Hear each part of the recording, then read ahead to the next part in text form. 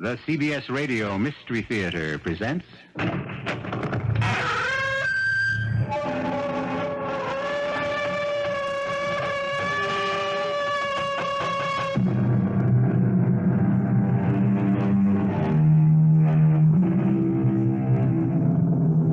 Come in.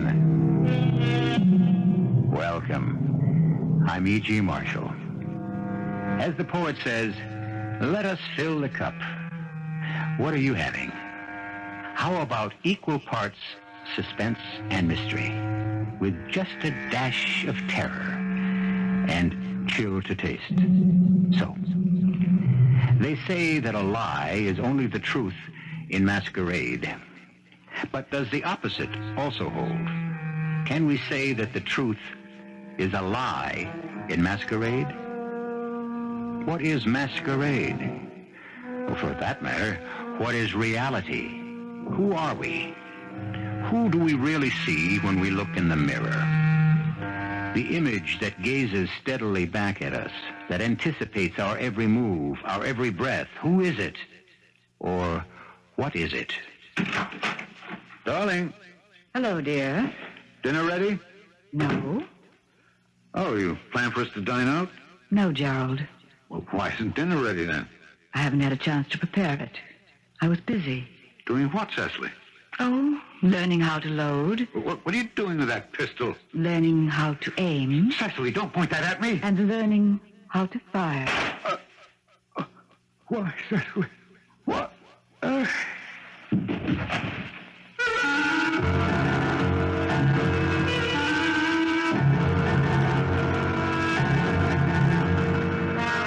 Our mystery drama, The Many Names of Death, was written especially for the Mystery Theater by Sam Dann and stars Alexander Scourby.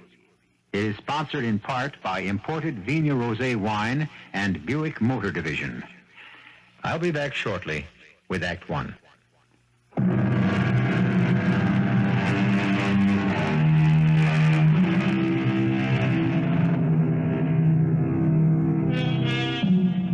You know how it is with some people. They go along for years, in a groove, a routine, or a rut. Characterize it any way you like. 10, 20 years, the same job, the same apartment, same wife. It might just occur to a man to ask himself, is this all I have to look forward to? There are those men who ask this question and keep asking it. But these are the men who rarely do anything about it. It's the men who don't ask, who seemingly plod along contentedly and quietly. Oh, yes. Look out. Look out for Gerald Furlong, who fills all the specifications we have just stated. Mr. Furlong. Yes? Good morning. My name is Helene LaRue. Yes? I'm your new secretary. Oh. Mr. Spruance, you know him, the personnel manager? Yes? Well, when I heard that old Lady McKay, I beg your pardon, Miss McKay was leaving, I asked for the job. And he said I could have it unless you had someone else in mind. Well, Actually, I'm the best typist in the pool. Are you? Oh, yes. You can check it. Everybody always asks for me. Yes, but I don't... Of course you don't know. How could you, unless we try it? What have you got to lose? Well... Then it's settled. Now, all you have to do is sign this memo. What memo? The memo to Mr. Spruance, which says you authorized my appointment as your secretary. Yes, but Now, I don't want you to think I'm pushing you or taking too much on myself. But a good secretary handles all the details, ties up all the loose ends, keeps the desk clear. And as soon as you sign that, I can call Mr. Spruance's secretary. All right. Ah, that's it. Yes, sir. Oh, Mr. Furlong, you do have a bold, strong handwriting. Unusual, sir, but that's to be expected. Expected? Oh, yes. You see, your name is Gerald. Yes? And do you know what the name Gerald means? No. Well, it's an old German name. It means strong leader of an army. Hello? Hello, this is Helene LaRue. Tell Mr. Spruance that Mr. Furlong wants me to be his secretary. The memo's on its way. Thank you. Oh, Strong leader of an army. Don't you feel like one? I'm afraid I don't live up to my name. Oh, you just think you don't. My dear young lady, I know I don't. Don't call me that. You dear young lady. Why? Does it offend you? Yes. Oh, I'm sorry. When you call me your dear young lady, you're putting yourself down. I'm afraid I don't understand. Well, you make yourself sound like an old man. Oh. And you're not. You see, I worked in personnel. I had to check everyone's record. Now, Miss LaRue, those records are highly confidential, and they're... You're only 45. It's true that you look 55. Now, Miss LaRue, one thing I frown upon in this office is the discussion of personal matters. Of course. If you went about things differently, you would look 35. Miss LaRue, I have some letters to dictate. Yes, sir. This is to Mr. Oliver Stevens at Carpenter and Stevens. You'll find the address in the files. Dear sir, pursuant to... Yes, sir. Read that back, huh? All you said was, dear sir, pursuant to... Oh, yes. Pursuant to our agreement, I must inquire of you, Miss LaRue. Yes? You know, you've gotten off here on the wrong foot. But, Mr. Furlong... I dislike flattery. I intensely dislike it. I despise it. But please do not interrupt me. I am not a fool. Oh, I never said you were. Your flattery is doubly obnoxious because it's so... So what, Mr. Furlong? Because it's so extravagant, so obvious. Oh, but I wasn't... Look, I might tolerate flattery that's clever. But you, my dear young lady, are ludicrous. There you go again. Calling me your dear young lady. I'll call you anything I like. I'm your employer. Well, why am I ludicrous? How can you tell me that I could look like a man of 35? Because it's true. Do you know what 35 is? I know what it looks like. 35, that's another world, another generation. I know. Tell me that I could look 35 again is well, it's an insult to my intelligence. I could make you look 35. What did you say? Well, you'd have to dress differently, wear colors, let your hair grow long. Miss LaRue, this conversation has become far too personal. We can end it any time you say. Now, pursuant to our agreement, I must inquire of you if you feel obligated to provide financing for... Yes, Mr. Furlong. At the risk of sounding foolish, why did you say I could look 35? I learned something about you, Mr. Furlong. How could you learn anything about me in so short a time? Well, I learned that you're a man who fights against his name. I haven't the faintest idea of what that means. Your name, Gerald, strong leader of men. Oh. Oh, why do you fight it? Why do you deny it? It's what you were meant to be. Really? It's true. Who says so? I do. And how would you know? Because I believe in nomenology. Oh, it's the science of names. I believe that our names tell us what we are. I think that's ridiculous. Do you? Well, I think birth itself is a mysterious happening. And that parents unconsciously have an insight into what their child could be, and they name him accordingly. They might not even be aware of it. Gerald. Well, I'm certainly not a strong leader of men. But you could be. You have it in you. It's ridiculous. Oh, you said that before. I'll say it again. Why is it any more ridiculous than any other belief? Why is it any more ridiculous than, say, astrology? Tell me, what does Helene mean? Light. Hmm? A torch. From the Greek. Light? Yes, light. Have I brought you any?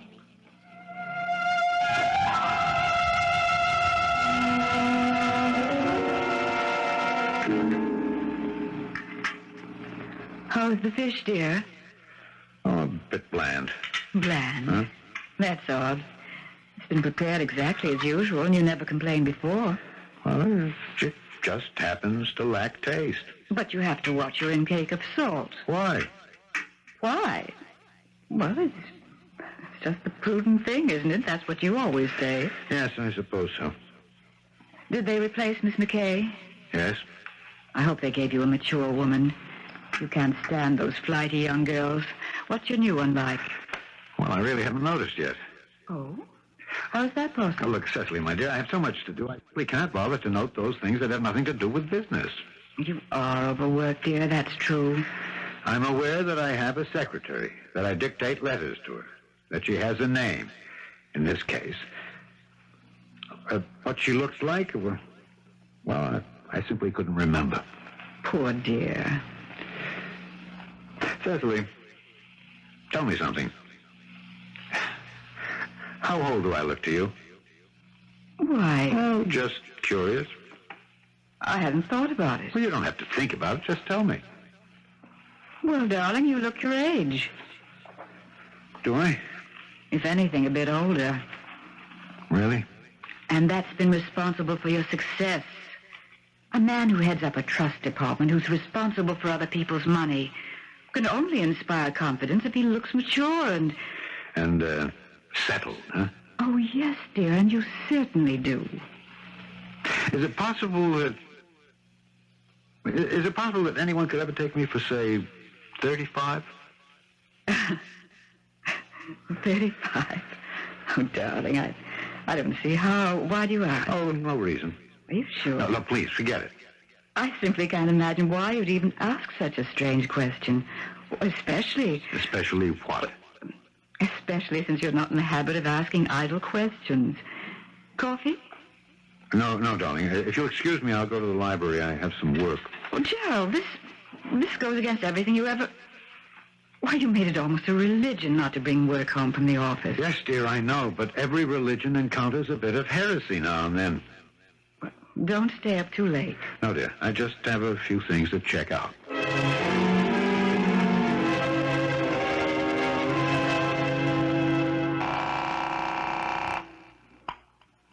Hello?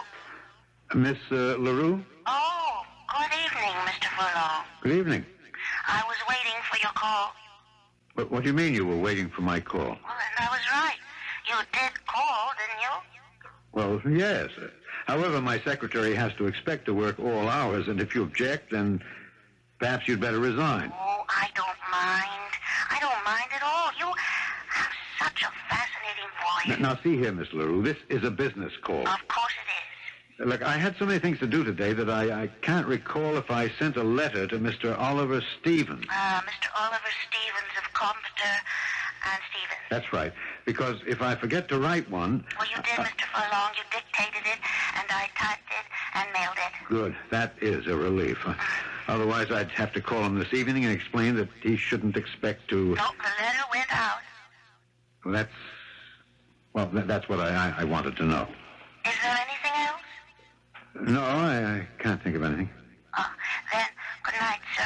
Good night. Just another minute. Could you tell me what the name Cecily means? Cecily? Mm-hmm. Oh, yes, sir. That's, a Latin name. It means one who is in the dark or blind.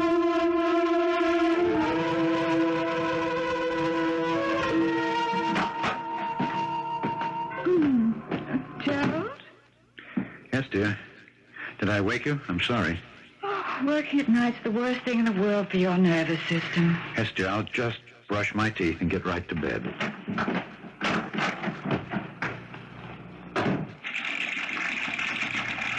Gerald.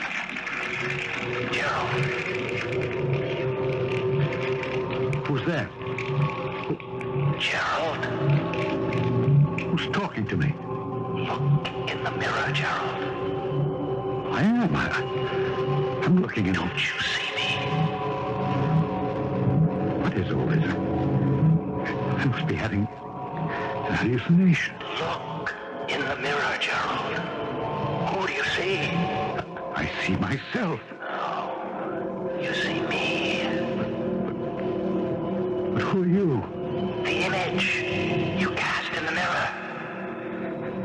That's me, isn't it? No, that's me. I can't believe this. I'm... You're what? What? Drunk? You never drink. Mad? You're the sanest man in the city. I'm seeing things. Why? What's happening to me? That's it, Jerry. What is happening? I've gone mad. You will be. Soon, Jerry. Unless you fire that girl. Which girl? Oh, don't play games with me. I've looked at your face for the last 45 years. You have no secrets from me. Why should I fire her? You know why. I don't know what you're talking about. If you don't get rid of her, you're headed for ruin, disgrace, death. How can you say that? It's true. You know it's true. Don't you, Gerald? Deep down, way down. Don't you know where it must end? How it must end? Yes. Use your common sense and fire her first thing in the morning. Will you do that, Gerald? Yes. First thing in the morning, I'll fire her.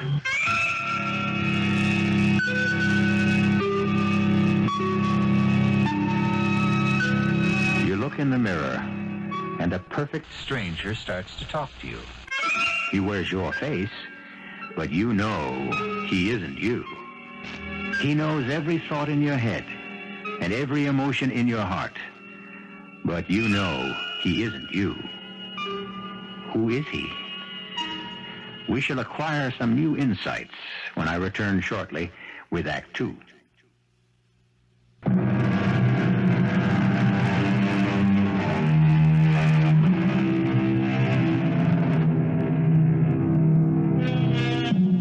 There's a face that looks back at our own each time we gaze into a mirror. But is it always the same face? The quick answer, the automatic answer is yes, certainly, of course. This teaches that we should never answer anything without pausing for thought. We might get the same surprise that happened to Gerald Furlong. It was the same face, but it wasn't his. Good morning, Mr. Furlong. Good morning, Mr. LaRue. Come into my office, please. Yes, sir. Now, Mr. LaRue, I have something to tell you. Oh, I know. You want to fire me. Well, I've been thinking. A man and his secretary, they spend considerable time together, and therefore they should have similar temperaments. You're too busy thinking to have fun. Obviously, we don't have a similar temperament, Miss LaRue. Very well. I'll go back to the pool, and you can get yourself another dried-up old maid to match the one you've got at home. Now, see here. Yes, what is it you want me to see? How did you know? How did you know I was going to fire you? Well, you keep fighting your name. You're not a Gerald. Look, What are you fighting? You know, you never had a good time in your life. Why should you care? Because I'm in love with you. That's impossible. We don't know each other. We have nothing in common. Oh, that's all nonsense. You fall in love because you hear a certain tone in somebody's voice. You see a certain light in someone's eye. But how can such a love be lasting? Oh, who says love has to last? You know, love comes and goes. Love is.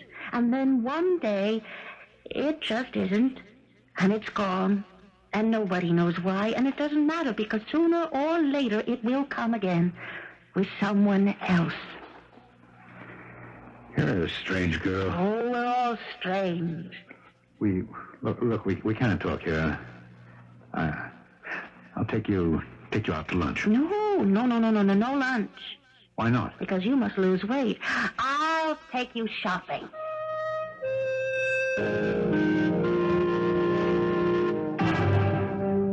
Oh, I like that jacket. And with the aqua shirt. Oh, but I only wear white shirts. Oh, that's all in the past, darling.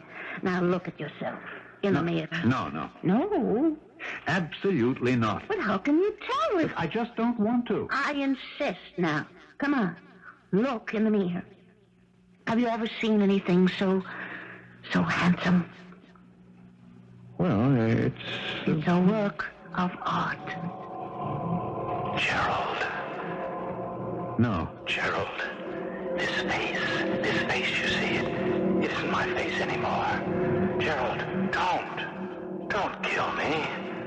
I'm not killing you. What are you saying, darling? Darling, already? Darling, You can't do away with me, Gerald. We've been together too long. We've built up a whole world together. You just can't get rid of me and get another image. Well, what do you think, darling? Fire her, you fool. Get rid of her. Walk out of here before it's too late. Save yourself. I think... What's there to think about? He'll take it. And now for some sportswear.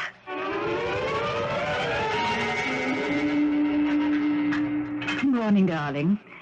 Bacon is ready. Will you have 2 eggs? We have cereal. just a cup of coffee. But you must have breakfast. No, I'm fine. Just coffee. Darling, where did you get that suit? Oh, I did some shopping last week. You like it? Well, it looks a bit Yes. young for you. Young? And that shirt and the tie, well, those colors are quite violent. Violent? It's hardly the image for a trust officer. And besides, dear, middle-aged men who strive for a juvenile look only succeed in making themselves appear ludicrous. Which is how I appear to you. No, I didn't mean that. I only... Oh, look, we shouldn't quarrel, especially today. I have to go to Chicago. Oh? Just for a few days. We have to investigate a financial... But you'll never travel, dear. Well, I can't refuse this client. No, I suppose not. I'll cut the trip as short as I possibly can. Yes, dear.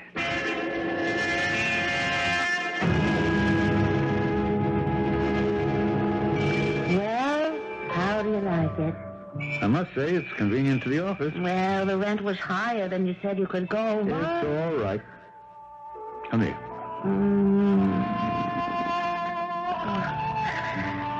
I must say, you learn fast. I didn't have to learn. I always knew it. It was just out of practice, that's all. Let me show you what I bought me this afternoon. Look, I hope your account isn't overdrawn Oh, again. it was a steal. My first mink cape. Oh. Was it necessary? No, that's not my Gerald. The king of the army. It's the old trust officer speaking. Oh, I just asked. Don't you want me to keep warm? Of course. That's better. What would you like to do tonight? Oh, what are we supposed to be doing? I'm supposed to be taking a client to a long and involved business dinner. Oh, well then let's go to the High Hat Club. Oh? I think I heard of that place. What'd you hear? I don't think it's the kind of establishment I should be seen at. Then what are we waiting for?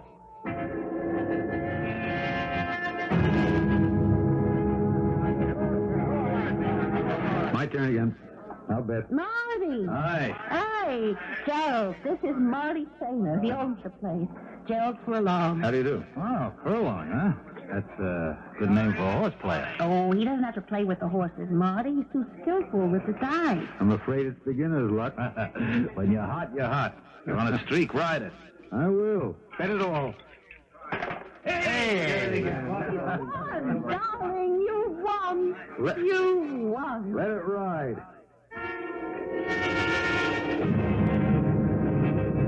Oh, darling, it's getting late. Yes, I know.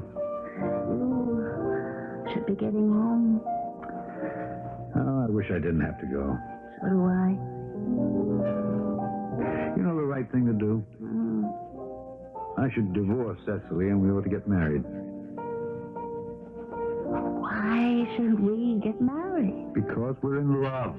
Oh, weren't you in love with Cecily once? Well, yes. Ah, that's why you married her, but it didn't help. It didn't keep your love alive. You and I, we'll be different. No, we won't. We may love each other till the day we die, and we may fall out of love tomorrow morning. But I want us to keep our love. Oh, love can't be a guaranteed investment. Isn't the here and now?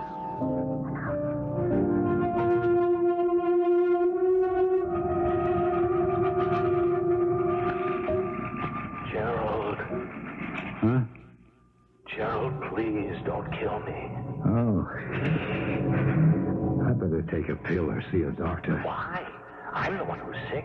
You're killing me. No, don't turn your face away. Look in the mirror. Look at me. I'm looking. Don't you see how I've changed? Look, we've never looked so good. Soon, you'll have a new image. And what becomes of me? I'll be dead. Frankly, I couldn't care less. But I'm the only image you're comfortable with. I'm the only image you can live with. I used to think so. I'm learning different. You fool. Get rid of her. Oh, no. She'll get tired of you, sooner or later. And then what will you have? Elaine's what I've always wanted. I never had the nerve to let myself believe it. You can't afford her. Who says so? The apartment, the clothes, the gifts, the jewels, and now the gambling. Who knows more about gambling than I do? Haven't I gambled with investments all my life? It's not the same thing. Except this time I'm enjoying it. I'm enjoying life. It can turn all at once. It can sweep you away swiftly, suddenly, like a tidal wave. Gerald, get rid of her. You'll never know what hit you. No. She'll kill both of us. I don't care. I don't care. Joe, What do you want? I thought I heard you talking to someone. You what? I heard you talking to someone. Oh, come on. That's ridiculous. I thought so, too, at first. But lately it seems... Well, you seem to be having angry conversations. Indeed. About what? I don't know, but I'm sure I hear voices. You sure you're all right there? Is something wrong? No. No, sounds like yes. Oh, I suppose I'm a little bit lonesome these days. I see so little of you. Look, darling, things are becoming impossible at the office. You know, the way the market is behaving. I know. There are terrible pressures on you. Why don't you quit? Quit? Yes, dear, quit. Find something else. It isn't easy to get a new job at 45.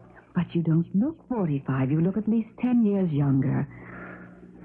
Well, how would we make out while I was looking around? Well, you've been very judicious with our money. We should have quite a bit put by. Cecily, we don't have. In the present market, our holdings have, well, they haven't done well. They've lost considerable value. Oh. It's my fault. I'm sorry. Well, there's my inheritance. Oh, no. No, we couldn't. It's $50,000. No. We must never touch It that. could help ease us along. Cecily. Oh, Cecily. You're too good to me. Don't say that. I love you. Let's start life all over. Is it something to think about? Yes, it is something to think about.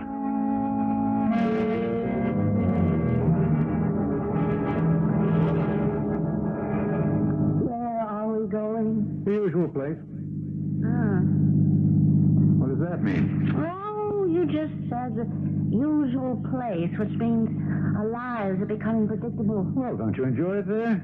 Tonight, I'd like to go dancing. Hey, if dancing. Marty hires the best band in town. How would you know? You never danced to If it. you want to dance tonight, that's what we'll do. Let's go somewhere else. Why?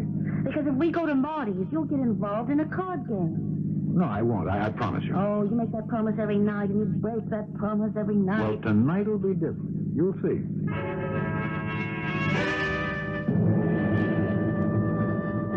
Joe, I want to go home. Darling, we can't go just yet. I see no reason why we can't do anything we please anytime we want to do it. I've lost too much money. Oh, what? It's only money. I can't quit now. Oh, this place is becoming a bore. I can't afford to. And you're becoming a bore, too. Don't say that. But I love you. Do you understand? Well, I love you, too. Just another half hour. Mr. Furlong, Yes, Marty. did we deal you in? No, Gerald, no.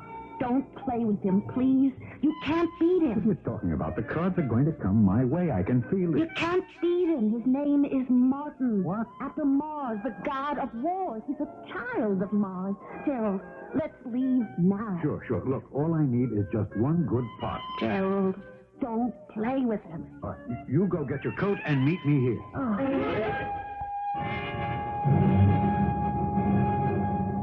Well, Mr. Furlong, just you and I left, huh? So, no fight for the pot. I believe you were the opener. 500. Oh, a very good bet. I think I'll raise. Make it 1,000. And 1,000 better. Man with confidence. However, another 1,000. $1,000 to you again, Marty. Well, I must respect that. I call. You should. I have a full house. An excellent hand. Good enough to win most of the time, but not good enough this time. What, I have 4 little deuces. Oh. So let's see. In the pot were your overall bets of $5,500, and added to your previous indebtedness, we have a total of $35,000. What? That's impossible. I have your markers here, Mr. Furlong. Care to check the arithmetic? Well, look, I don't carry $35,000 around with me in cash. Who does? We can wait till tomorrow. Gerald, are you ready to go? Gerald. Yes. Yes, Elaine. We're ready to go.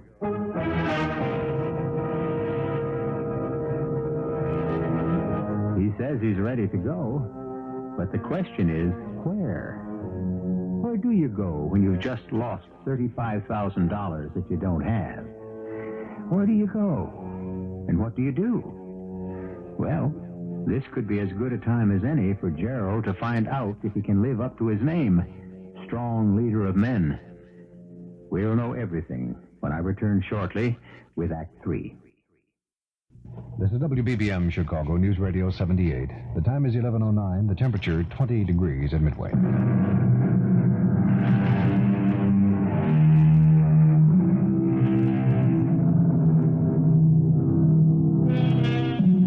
It's not the first time. It won't be the last time. A man will seek to change his image. But is an image like a shoe, a coat, a tie, something a man may take off and cast aside? Can an image refuse to be changed? Can it fight back? It's very late at night, after a disastrous evening, and Gerald Furlong is once again confronting an image in the mirror. The image he seeks to change. And until recently, it was such a quiet, unobtrusive, submissive image. Now will you leave Helene? No. She's ruined you. I can't blame her. Tell Cecily. Confess. Why? Where else can you get the money? The money. The $35,000 you gambled away. I'll... You what? You counted on Cecily's money. You knew it was there. That's why you gambled. That's a lie. You're talking to me. I can raise it. Where? How? She loves me. She'll let me have it. That's what I've been telling you. Confess to Cecily. Confess everything. I'm not Cecily. Helene.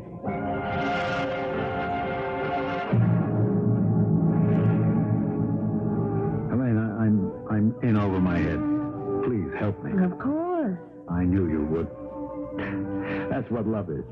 Now, your necklace, your bracelet, and the furs. You want me to sell them? We can raise quite a bit of money. Maybe not all of it, but enough to give me breathing room. I see. I'll make it up to you later. Darling, I won't do it. But we're in love. Yes? You said you'd help me. Help you in the right way. The way you should be helped. What do you mean? The way a man named Gerald should be helped. I don't understand. Gerald, strong leader of the army. Are you going to bow down before the demands of a cheap gambler? I lost the money. Well, how do you know you lost it? Honestly. How do you know the cards weren't fixed? I don't. Well, stand up to him. Refuse to pay him. What? But he'll... He'll what? Gambling's against the law here. His club is illegal. He has no claims on you.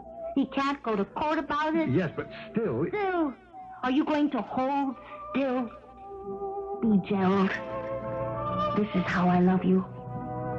This is how I help you. Yes. Yes, he has no legal claim. You're right. Yeah, you're right, Mr. Furlong. Absolutely right. I have no legal recourse. Then I shall say good day to you, sir. But I have other alternatives. Yes, I can imagine. Can you? I can imagine that you'll try to frighten me with your underworld connections. Underworld connection. You've seen too many movies. You think you can scare me with strong-arm tactics? I'm not afraid of you. Why should you be? Or anyone else. I've been in a war. I know how to use a weapon. I have one in my house. I can defend myself, and I will. Now, you are a trust officer for an important brokerage house, Oh, huh? I see. Blackmail. Not afraid. I'll deny I was ever in here. You can't. You see, we have proof. What do you mean by proof? Well, now, when I press this button, that white screen comes down from the ceiling. And another button, and we have a projector. And now we have a motion picture, and look who the hero is. Oh, Why, it's you. I don't believe it. Ah, Mr. Furlong, isn't it true? One picture is worth 1,000 words. How were you? You photographed. I mean, there you are, betting, raking in the money. Oh, you are a gambler, sir. That's obvious. So how you relish what you're doing, huh? Well, have you seen enough? What will you do with it? Show it to my management people? Oh, yes. Well, it won't do you any good. They'll fire me. That won't get you your money. Oh, yes, it will. What do you mean? They're not responsible Now, for what listen, we exhibit this little documentary. We tell your management, unless they make good on your debt, we will show the picture to their clients. We will say to them, here is how a man who handles your money amuses himself in his spare time. Is he doing this with your money?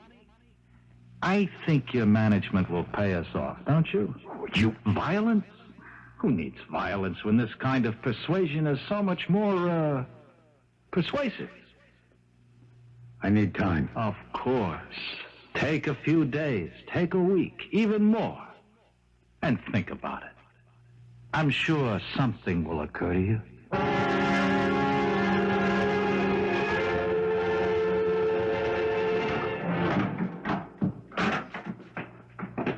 Helene? Helene? What the place? It's empty. What happened?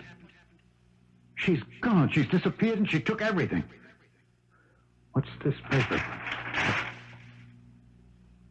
Darling, love comes, love goes.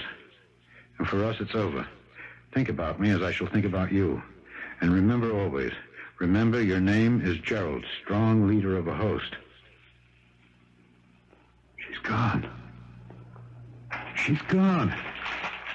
Of course she's gone.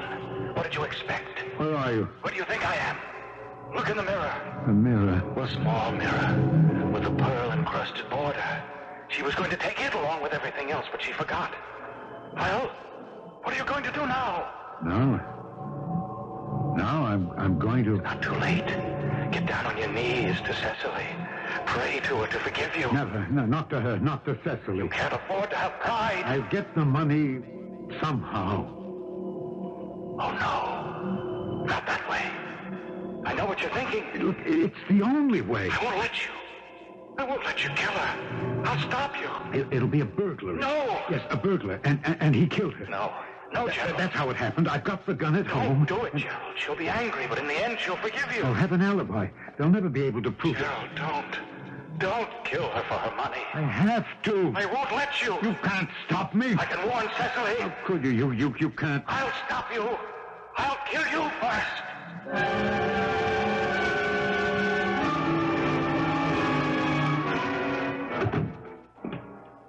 Cecily?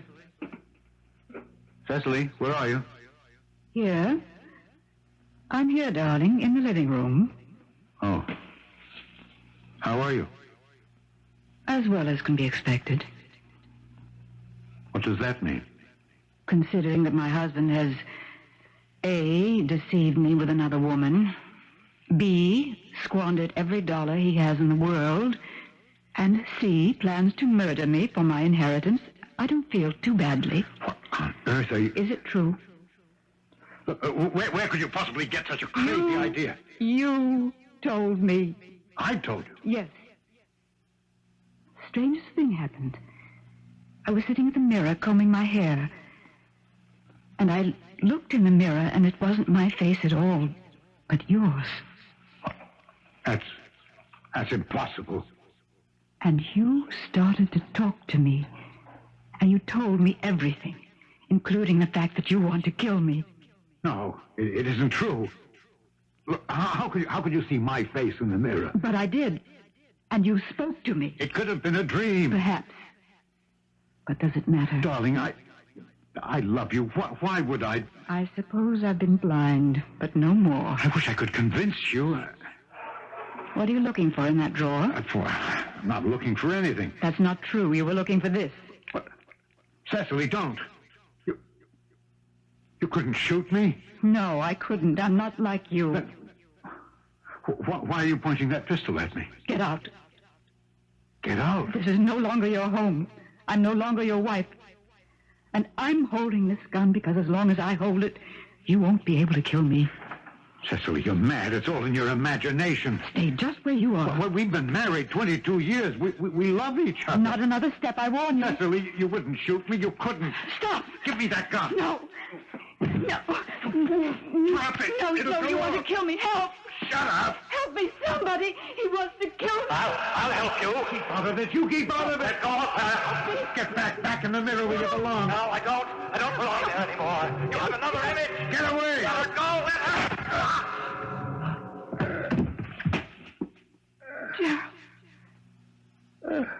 Gerald. He saved you, Cecily. He saved you. Gerald. He's a better man than I am. Who? Look in the mirror. Let me get a doctor. Look in the mirror, Do you see him? Him? I don't see him. Then he's gone too. He's gone. Gerald. Oh, Gerald.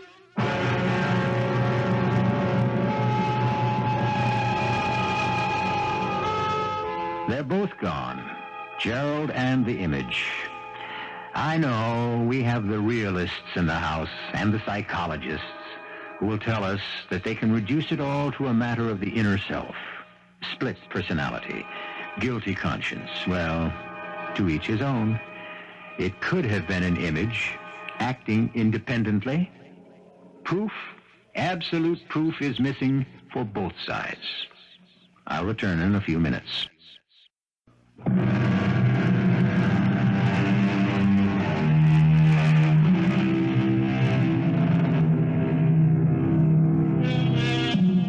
A French philosopher once said, "We leave a part of ourselves behind us each day." That's true. But where do we leave it?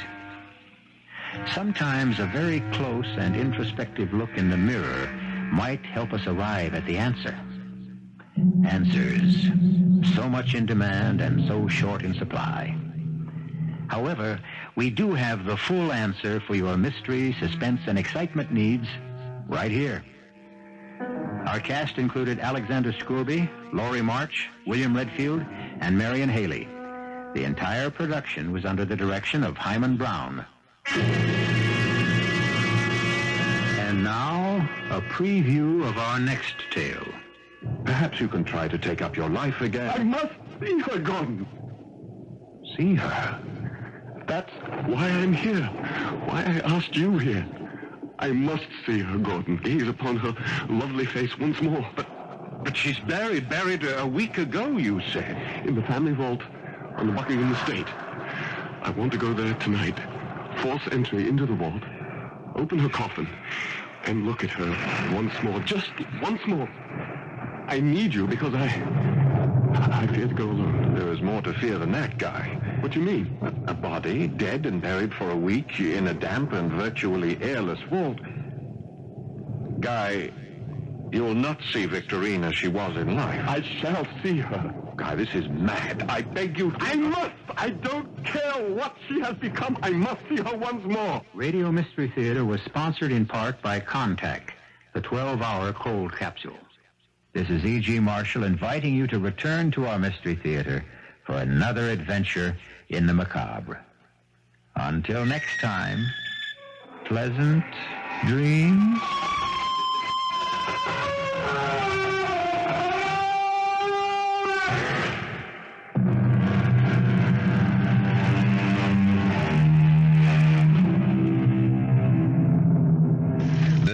WBBM Chicago, News Radio 78. The time 11:24. Very cold, 20 degrees at Midway.